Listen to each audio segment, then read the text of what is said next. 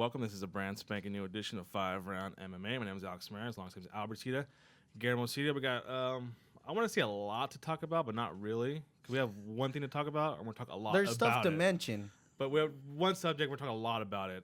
And that is the John Jones DC week that was this past week. But before we get started on that, how you guys doing? How you guys' week? Good? Just a little upset. The Angels lost to the Dodgers in the Freeway Series, but other than that, Lost 3 out of 4? Yeah, 3 out of 4. Then we had the MLS All-Star game, and Landon Donovan scored the game winner. He announced his That's what I retirement. want to talk about was the MLS All-Star game because MLS beat the second unit of Bayern Munich. It took the no, it wasn't the second unit. It took the best players of one league to beat the second unit of a club First of all, team. it was our second unit of the All-Star team that clinches that win. First of all, that was the second unit of the All-Star team. And me and Ollie Charlie saw the guy played his best players that he had. Maybe he put them too late, 20 minutes, but still they were out there. And in the beginning of the game, they had a good sweat on. They had That's a couple not the starters. key storyline. The storyline is that Donovan went in. He went in for 20 minutes, scored a game-winning goal, and people were saying that why didn't Klinsmann include Landon Donovan in the World Cup team? And maybe that's the last straw that broke his back or the camel's back, and that's why he lost the passion to play, and that's why he's announcing the retirement. Wasn't that before that? Didn't he take a 4-month sabbatical because he was so drained out, and that's why. Yeah, but I'm sure if you feel like you can still contribute, I think it still leaves that passion. Even though it was their second unit, Guillermo put up. You better say what you said to me earlier about the second unit. That the second unit still contained world-class players. You're talking about Shaqiri, which is a place for Sweden. Green, don't forget about Green. Julian Green was on there. Lewandowski was in there. Thank you. So we're talking about world-class players. MLS won. MLS is kicking up the game. That's what I'm trying to say. The world nothing. So let's get into the John Jones, Daniel. Oh, that's what I thought we were thing. doing. Was it two half soccer? Yeah. No. No, so let's get into this John Jones DC thing. Obviously, I want to start. There's 2 instances this week, right? Should we start from the beginning? We'll start with from the middle, or let's start from the end? No, we'll start with the press conference, and then we'll do the whole interview. So the beginning. The interview dead time. So, just initial reactions to the press conference, the big old brawl that happened. Just Guillermo, when you first saw it, what you thought? What did you think? I thought, first of all, John Jones shouldn't have punched DC to begin with. Okay. Second of all, John Jones instigated the whole incident to begin with by putting his forehead on DC. Any person would have pushed John Jones away, which is correct. Yeah. But then John Jones shouldn't have swung at him. But then again, DC did get carried away. I mean, as well, trying to push him, throwing shoes after. So I mean, both of them lost their heads. Albert, initial reaction when you first saw it. I think Alex can back me up on this because we always hit the bars hard. You know what I'm saying? So he knows my little mingles in here and there. And I have no idea what you're talking about. I think he's talking about lifting weights. I know I'm not talking about that. But I always live by the rule that the person that's scared the most, the person that needs the advantage. It needs the advantage. Swings first. Someone that's very confident, someone that's very is a naturally tough person will never swing first. And John Jones swung first, so that tells me a lot. I'm gonna play the devil's advocate because obviously know where you 2 guys stand on the John Jones thing, but DC shoved him first. DC's the one talking crap the whole time. Put it, okay. So you can't go a face off. I can't put my forward to you. And it happens all the time, though. Exactly. That's a good point because Anderson Silva's done it in the past. Yeah. And Chris Wyman, they practically kiss. The Diaz brothers, they always go forehead to forehead. And that's why we shove them too. Nobody ever shoves them. I mean, because they're weenies. So obviously, no, you're just saying like a John Jones just punched him out of the blue. It was a shove first and then the punch. But that doesn't take place if John Bon Jones doesn't put his head first. But but again. It happens all the time. Maybe DC didn't want to get pecked in the face like Anderson and Chris Wyman. have. No one wants to get maybe kissed John in the face, Bones just wanted to give him a little peck on the cheek. Exactly. Really? Why would I let him do that? Was he grab him over here? Was it really punch? Trying to grab him over here, trying to be close to him? That's what it seemed like to me, dude. Yeah, but the push of DC seemed obsessive. I mean, he grabbed him by the neck and then freaking pushed him back. Before we leave this and move on to the next one, I don't care what John Jones, whatever John Jones cries about. DC had the choke pretty good, and I think if it wasn't for all those people trying to tell him to let go, or whatever, he would have got choked out. Second question for this: could it have been prevented? I mean, obviously, there's hot blood between them. But hey, you 2 guys hate each other. You guys have been talking smack on the media back and forth. Let's say we do a face-off, just hoping to be professional about it. Shouldn't it be precautionary? Yeah. Joe Rogan had it on his podcast saying that fighter contact should be prohibited in all press conference matters because obviously this is professional. I think the press is there is open to the public. Yeah. Why have them face off like that? Yeah. I mean, should they have keep it?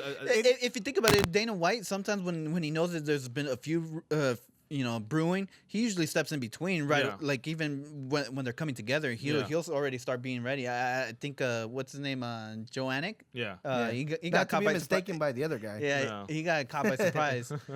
Was it John Anik on there? No, it was the other guy. Yeah, it was like the media guy, right? It wasn't John Anik. Oh, okay. It was some other guy. Looked like John Anik. They looked the same. Two things though. One, it makes me mad that they do that face-off set because they are dressed nicely, whatever. And a lot of the media doesn't even use the face-off pose. They use more the one that's for I don't know. Boxing they use a face-off pose too.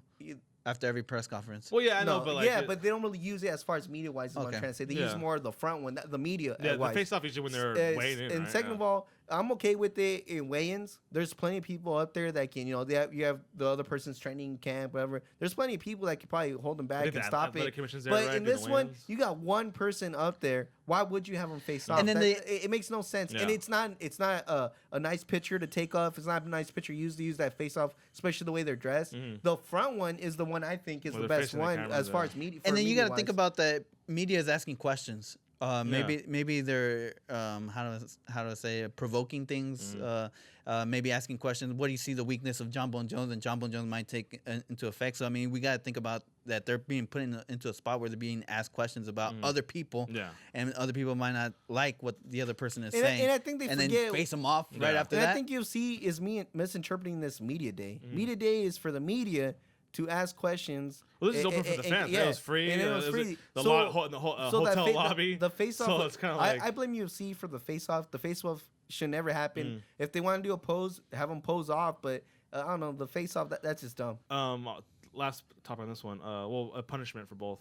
Was there a punishment? Didn't it come out? Well, they said that. Last I heard, Dana White's waiting for... Yeah, they said they should be. They have a policy on this and that they're going to do something, but let's keep it real. Yeah. If this happens in any other sport, do you think there's a punishment, a suspension? Oh, yeah, of course. Yeah. So, I mean there has to be. I doubt that there will. No, there won't be, I mean, if you think about it, it will ruin their pay-per-view. So now we're getting to the ESPN, right? Yeah, so second ESPN interview. So after this, I think ESPN...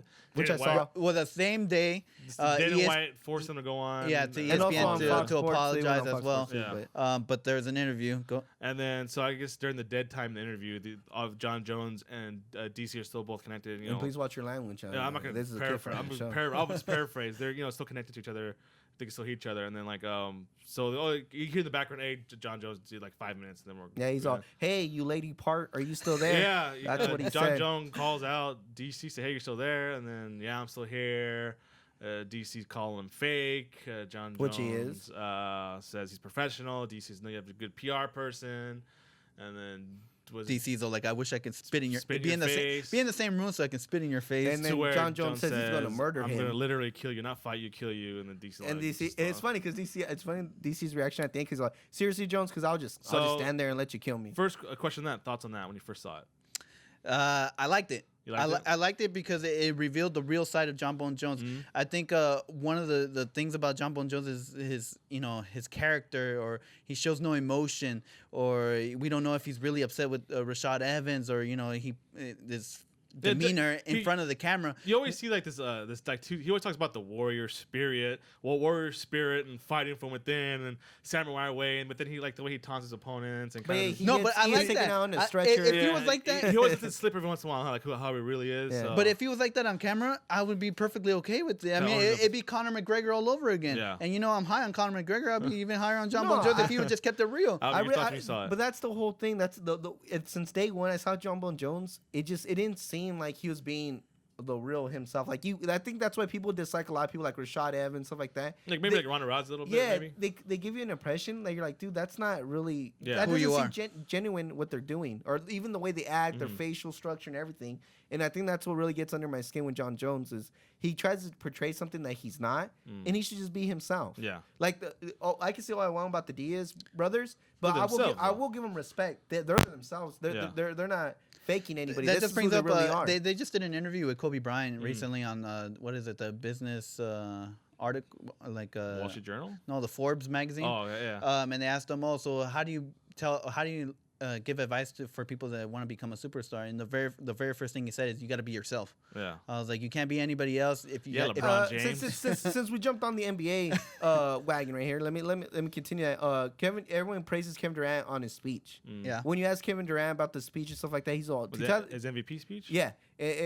Everyone says, well, Kevin Durant says he's all, dude, I wasn't trying to get more fans. I wasn't trying to get publicity for myself. I was honestly, genuine. I was just trying to genuinely express myself, and this is exactly what I wanted to say, and I said because that's what I wanted to say. I didn't think nothing of it, and you really felt that when he said it. You felt that when, at the time afterwards, and that's what I'm telling you, that some stuff you could tell is genuine, and something you could tell fake. Just like the LeBron letter. You think he really sat there on his computer and wrote that? I bet you ask him. I bet you if you read the letter, if you were reading the letter to LeBron James, oh, it's a nice letter. Who wrote that? Oh, you did, bro. Oh, I did. Exactly. Oh, that's good then. But anyways, real quick too, because like a lot of people might say like, well, DC doesn't act like that when he's on the show, whatever. Mm-hmm. But I think people are the mistake is there's being professional, and then there's being yourself.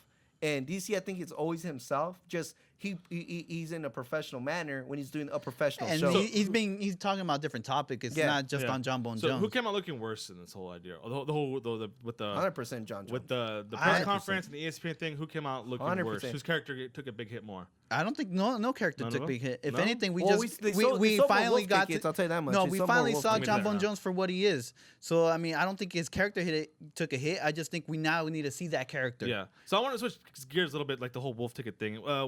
He's obviously people posted the thing on social media, little videos of the thing of the fight, and if you read the comments, all of them, oh, I can't wait to see this fight. Can't wait to see this fight. So personally, do you guys need stuff like this to sell a fight for you guys? No, not to sell a fight. Do you need like guys? You have a world-class Olympic wrestler, and you have the youngest UFC champion to ever, and on a mean streak that he hasn't lost a belt. So if you're a real MMA fight fan, all this side stuff shouldn't matter. You have two of the world-class athletes fighting in the same cage. Do you need stuff like this to fuel a fire to fight? I was pumped about this fight when it was announced. I was pumped about the Azar and Gustafsson fight, and everybody knows Azar and Gustafsson isn't into this kind of stuff. Yeah. And I was pumped already. But I do feel like it does make it cross platforms by doing this whole mingle thing. I mean, when was the last time you saw the UFC fighters get a live thing on ESPN right off the bat? Yeah. Right off the bat. So I think this is good as far as that wise. But as far as a real fight fan, you should have been excited anyways that you heard DC going to fight John Bone Jones, because you have two high caliber guys fighting each other. Like, but that's why I want to bring the whole Chael Sonnen thing is he never really had the record to back it up. And he didn't really have the wins to back it up of the fact that he promote himself the way he promote. So I think that's the big difference. Every time I heard, Chael Sonnen's gonna fight so-and-so, I wasn't really pumped for the fight. I was more pumped to see what he would say. Mm-hmm. So this kind of goes the whole sport of mixed martial arts, right? The whole respect, honor thing. But is this good for the sport at all? I mean, you talking about like them throwing themselves off of the stage, throwing shoes, involving the public people in a public place, hotel lobby, and then going out saying, "I'm literally gonna kill you," spit in your face, calling themselves, derogatory terms about women's parts to each other. How is this good for the sport? It's not good for the sport, but it's good. But obviously, the UFC loves it, right? Because people want to see it. Oh, I want to see this fight more now. Oh, look, these guys are gonna kill each other. It's a combat. So what is it now? Is it back to the whole UFC 1 thing, where just bare knuckle brawling? Well, it's bad for the sport. You said it. It's bare knuckle brawling. Mm-hmm. Again, you wouldn't see any other sport doing that. Like, oh, next time we play against that team, even though there's unwritten rules. Did the NBA find guys who use war terms, like battle terms, when it talk about the game? It does come out very negative when they do it. But even in football, which is a type of combat. Yeah, but then if you look at it competitive, let me give you an example. Who just got, what is it, like the Kings and. Who are they? A better things, the whole Saint things, where they got in trouble because they're encouraging hurting people, when. Yeah, or I think I forgot, was it Kevin Garnett who got in trouble with the NBA or the press for saying the choke, and then he also said, "Oh, this is a battle, this is a war on the court," and he got in trouble for saying like, "Oh, this isn't a battle, this the real battle is out overseas and stuff like that." So I mean, what's this perception of the sport? I mean, obviously the UFC wants to grow into one of the major sports in the world and be respected, like you said, the NFL and NBA. That's why it seems kind of like. But then they're also, like once they got their hands on the ESPN tape, we're this is let it go. We got ESPN. We do this. This arena's gonna be sold out. Any punishment for these guys at all whatsoever, get big pay-per-view numbers. There should be though, but there's not. But if their pay-per-view numbers were low, there's going to be a punishment. Yeah, exactly. Oh, one more thing, too. 'Cause I guess it can't help but the wrestling fan in me. I've seen so many contract signings go wrong in the ring. Is this all work, you think? Just recently, Stephanie McMahon and Brie Bella, they're contract signing. Could this be a work? Could this be an elaborate plan between John Jones and DC? I don't think it's a work. I mean, once you start throwing shoes out there and other people are getting involved, I think it's... No lie, I would throw my shoes. I mean, remember the whole DC Patrick Cummins thing? That got heated like rather quickly, right? I mean, is DC that escalated real fast. Is DC becoming the master at selling a fight now? Yes. Maybe he's becoming the next Chael Sonnen, but I don't. Realistically, I think that was more of a work between him and Patrick Cummings than this one. John Bon Jones. I don't think it's a work at all. They told him like, dude, just tell him that he cried. Just say it. Just say. Like, I bet you he was just telling the story off record, and then like, dude. Just say it, man. It's gonna sell tickets. You think all the bloodthirsty fans out there would be disappointed at the end of the fight? Like they hug it out. Yeah, hug it out, or even he's a great champion. I know Jason Hendricks would be really mad if they hug it out. I'm all for the handshake. Yeah. I hate when they hug it out, though. After all this, they're gonna hug it out. Leave that for the bros. All right, so that's it for the John Jones, Daniel Cormier debacle press conference. Interview, meltdown. Let us know what your guys' thoughts are. Yeah, let us know your guys' thoughts. Comment on any section on our Twitter, on our Instagram. YouTube. I think can you comment on the? Yeah, you can leave comments. We'll comment everything. We ain't scared. Homie. Go ahead, Toes. I'm talking about getting a discussion. This guy's already. I'm already on the. Did I swing? Did I just swing first right now? Yes, you did. Did I just swing first right now? All right, so stick around. We're talking about some movies. UFC Fight Night, Bader versus St. Pierre, right? So stick around. Please visit 5roundmma.com on our social media on Twitter, Facebook, and Instagram. 5roundmma.com. All right, we are back now. It's time to talk to some fights that are going to happen real soon. John Jones and DC happen in September. This weekend, August 16th, UFC Fight Night returns. It's been a while since they had a Fight Night, right? No, don't they have? Yeah, they overwhelmed you with back-to-backs, but then we had a big dry period. Now, they're back now with UFC Fight Night on Fox Sports 1, Bader versus St. Pierre. Light heavyweight bout that is more crucial for Bader. It's St. Preux. Actually, crucial for both. Crucial for both? I think so. Is it more crucial for Bader or St. No, I think St. Preux. Ryan Bader, I think makes a good case. Why? Well, I think Ryan Bader, after all his losses, he's kind of. I think he knows that. I don't think he's ever going to get another run at it. Mm-hmm. And while St. Preux, he's on a tear right now, and he needs every win he can get. What's it? Albert tear? 3 in a row. 3 in a row. Yes, but to me, depends on how you look at the storyline because it has value to both fighters. If you look at it, Ryan Bader is to make a run towards the title because so he's going to go for this 5th time. Well, I mean, but he never gets there. That's the issue with Ryan Bader. But I think if he loses, but if he loses the same, how do you say his name? St. Preux. It puts him even lower. Even talking about cutting him from he's the in a UFC. fight win streak, so. That's a 10. And so if you look at Ryan Bader's perspective, he needs to win to stay relevant. And then if you look at St. Preux, if he beats Ryan Bader, it pushes him up to, hey, he needs to be fighting. Yeah, well, what was the story of Ryan Bader? He did good until he got to the elite class of the heavyweight division. Also with John Jones. Then lost to Tito Ortiz. Then he beats Jason Brills. He kind of wins one against Rampage, loses to Machida. Beats the janitor and loses Glover, and then beats Anthony Parash and Rafael Cavalcante. So it's kind of like he's kind of can handle the lower half of the division. That's gatekeeper. That's what I'm saying. Like maybe the middle guy. Let's say Ryan Bader wins. Mm-hmm. Is it really pushing him forward or is it pushing him lateral? Lateral. See, that's what I'm saying. Yeah. That's what I think the bigger story here or the bigger win has to be St. Preux because he has several wins in his belt. Just he needs to start getting some names under it there. Yeah. Well, his biggest name so far is Ryan Jimmo. Yeah, Ryan Jimmo will be the biggest name. And Albert's not high on Ryan Jimmo. Yeah. But his last loss was to Gegard Mousasi, so he's already had that. I mean, that's the first. How bad is that though? I know, but I mean, he's had a taste of the elite class level. And that was 5 fights ago. It's true, but I'm saying he's already had a taste of the elite level. Yeah. So.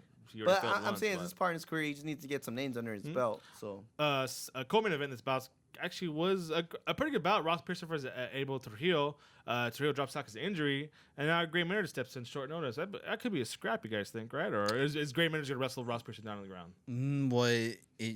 That's the advantage Gray Maynard has, but I want to see a scrap. Well, and Gray Maynard needs. Gray Maynard has been showing a questionable chin. And that's true. Thing. He's been getting rocked lately, and everybody knows Ross Pearson got that deadly hook. Yeah. Well, can Maynard afford just to go back to his old ways of his bullying people around? I mean, this is a guy who had his title shot twice already. He couldn't handle Frankie Edgar. Now he can just go back. Is he go back to his old wrestling style and just survive? That's a good question, but but yeah, you said it like well, that's what got him there was his wrestling. The reason he beat Frank Yeager in the first place was because of his wrestling. No. It wasn't because of anything else. It was and then he got beat at the stand the last 2 times, right? Yeah. Or there was a tie, and then he got knocked out. So it's kind of he needs a desperate win. I mean, he's coming off 2 losses. That's what that was my main point of Great Maynard. That's why he needs to bring the fight because he gets to win decisively. Almost like I know it's a short notice fight, but you think maybe he took on short notice because he's so confident in his training right now? Maybe that, or he wants to be on the good graces of the UFC. That's a good point, too. Yeah, because if he does lose, I took it at short notice. Yeah, he took it at short notice. Let's give him another shot. Yeah, because almost maybe he did take his fight on short notice. Maybe he has a new Great Maynard he wants to debut. Hopefully, that's true. Because Ross Pearson, he's just trying to get back into after that. Well, he can show a good new fighting style, but he can't show a new chin. So yeah, true. Everybody's favorite middleweight, Tim Boetsch, is on this card. You guys want to talk about that? Brad Tavares? I think I want to talk about Brad Tavares more than I want to talk about Tim Boetsch. Tim Boetsch, again, it's the whole Ryan Bader thing. We saw him go for his run already. We saw him trying to make the top, and obviously he couldn't make it fully go. And even though Brad Tavares did lose to my boy Yoel Romero, he does have an impressive win over Lawrence Larkin. He does. Was it impressive though? I thought so. I think it was a back and forth fight, but I think Brad Tavares showed that his striking's really up there. But Yoel Romero, my boy. Also, anybody else talking about? I know your boy, your girl. My girl, Sarah McMahon. Because I don't think she got a fair opportunity on that Ronda Rousey fight. And she'll never have another opportunity. No, I think the way she get knocked out. No, she wasn't knocked out, dude. But she got socked in the knee in the stomach, and they didn't let her recover. They let her recover? No, she was up. Because she got right up, and then they called the fight, but she was fine. Wasn't that right? Only try. We saw that live. You mean Oliver? Make your case for Sarah McMahon then. That's pretty much it. But I think Ronda Rousey retires before Sarah McMahon ever gets a shot at her again. Hey, well, that's a long time from now. Also, I was a little topic I want to talk about here because our former guest on the show and current Maximum Fighting Championship with middleweight champion Sam Alvey's on this card, and he's making a return to the UFC. Was on Tough, kind of had a little run there, but now it's back. For an organization who, obviously when a fighter leaves to go to the UFC, is that a good or a bad thing? Like, you losing your champion, but then is it good that, okay, our talent pool is good enough to go to the UFC, or do you want your talent pool to stay to compete with the UFC? Depends on what your goals are. If you're there to compete against the UFC or to be a feeder league to the UFC, it just depends on what you're trying to do. Because this is the second time.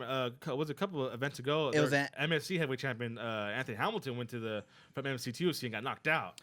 So what does that say? Like, okay, our heavyweight champion got Hamilton using the UFC. I'm just gonna say 2 things. I think it's always better when the champion goes over and gets some wins because that makes your organization look more stronger. Yeah. The other thing I want to say about how dumb this thing is, Mike Swick currently went back to the UFC, but he's coming off of a loss. So what does that tell you about the UFC and that they wouldn't sign Ben Askren, but yet they will sign Mike Swick, who's coming off of a loss? What do you mean? Has Mike Swick always been in the UFC? Like, no, he was fighting actually with Tyne, I think. Well, I thought. Well, on Instagram, he just kind of posted a picture. I think he set up a gym, AKA Thailand. Yeah, he's been in Thailand just setting up that gym there. I don't think he's ever been fighting. Yeah, he came off of a loss too.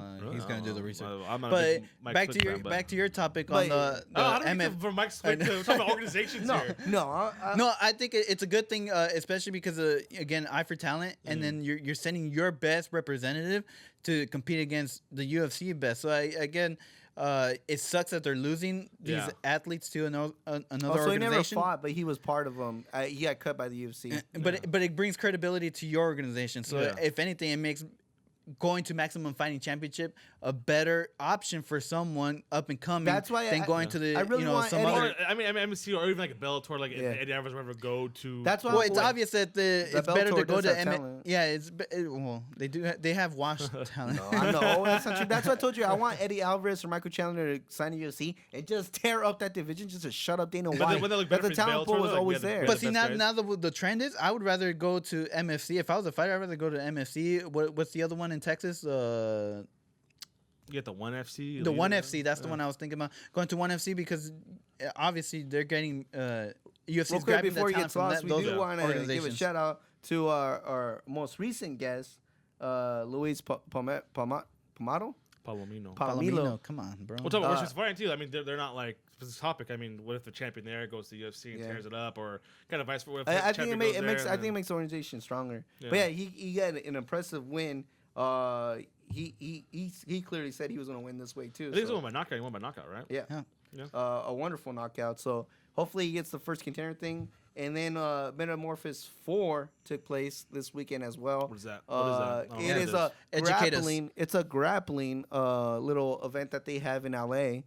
So far, all the matches have been in LA. The last one, the big draw was Eddie Bravo was doing a rematch against I forget something Gracie. I guess. So is it jiu-jitsu? It's pretty much jiu-jitsu, but just that it's a 20-minute match. Mm-hmm. You can only win if you submit. If you go the whole 20 minutes, it's automatically a draw. There's no point-based system. Mm-hmm. The gi is up to you guys, so you guys decide like, are we gonna do a no gi, yes gi? If you do gi, I want these rules to imply as far as the way you wear it. If I wear no gi, a rash guard type of thing. Yeah, so they just go back and forth a little bit on the rules, whatever, and they decide on it. And so it's a grappling thing, and they try to get high profile names to go into it that you usually don't think jiu-jitsu. Like in this one, they got Chael Sonnen to be in it. A couple of them ago, they got Brandon Schwab to be in it. Well, anyways, so Chael Sonnen lost via a real naked choke, but the guy he fought, which was so they don't drug test in this grappling tournament then? Obviously they don't. Josh Barnett was in this one. He won against a pretty big name, which was Dean Lester. He has a lot of wins in grappling. Grappling world. His MMA record maybe not. It's kind of iffy, but in the grappling world, he's actually pretty impressive. Josh Barnett was able to beat him. So that's what it is. I'm just throwing it out there. It just happened. And UFC is thinking about trying to get him and show him on the Fight Pass. The Metamorphosis. Yeah. Wow. And then they had the Glory commentators actually on Friday. Damn, what is his name? I disliked him for so long, and I forgot his name. Who?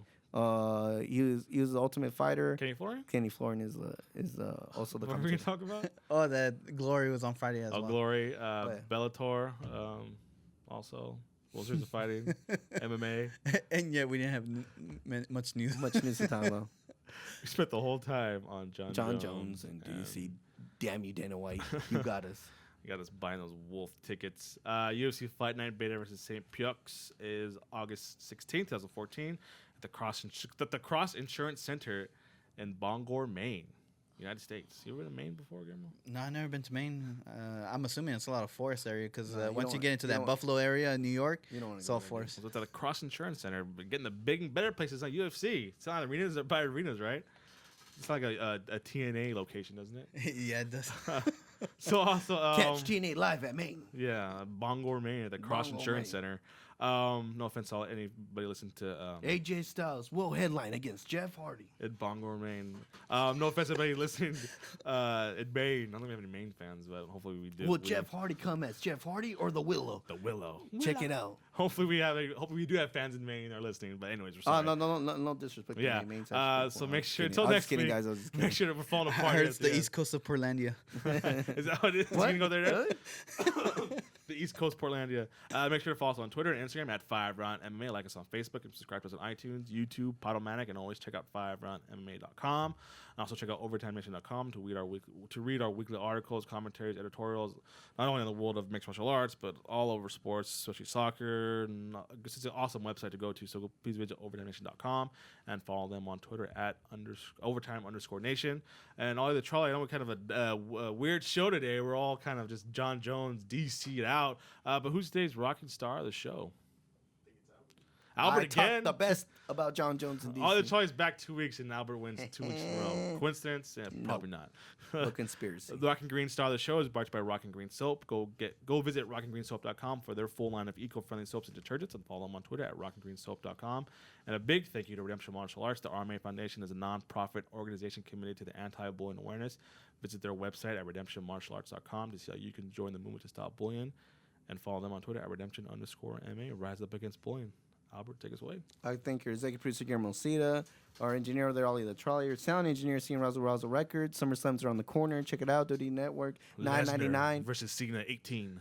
Thanks, everybody, for listening. Oh, yeah. The madness is running wild. Cream of the crop.